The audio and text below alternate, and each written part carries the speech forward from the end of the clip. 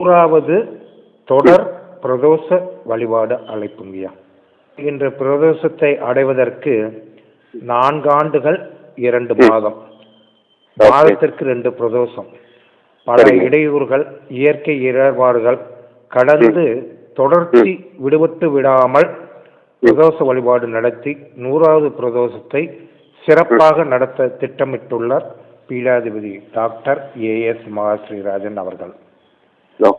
இந்த 100வது பிரதோஷம் கார்த்திகை மாதம் வெள்ளிக்கிழமை பெரிய கார்த்திகை அன்று வரவேண்டும் என முன்கூட்டியே திட்டமிட்டு முதல் பிரதோஷ வழிபாட்டை ஆரம்பிக்கப்பட்டது. இந்த நாளினுடைய சிறப்பு, முதல்ல கார்த்திகை, பெரிய கார்த்திகை, ஆணவமற்ற வழிபாடு.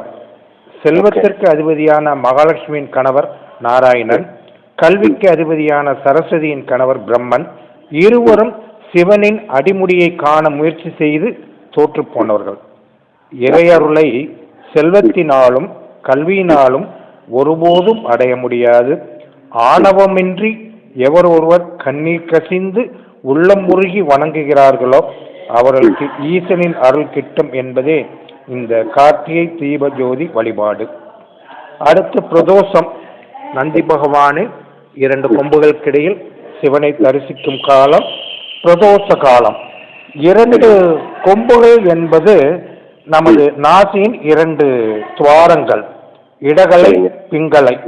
இவற்றிற்கு மத்தியில் ஞானம் என்கின்ற நெற்றி, அதாவது புருவ மத்தி. கோவில் என்பது கோ என்றால் இறைவன், இல் என்றால் அவன் வசிக்கும் வீடு, கோவிலாகி போனது. 3வது சிறப்பு வெள்ளிக்கிழமை, சுக்கிரனின் ஆதிக்கம் நிறைந்த நாள். சுக்கிரன் என்றாலே எல்லா வளமும் நலமும் கிடைக்கக்கூடிய நாள்.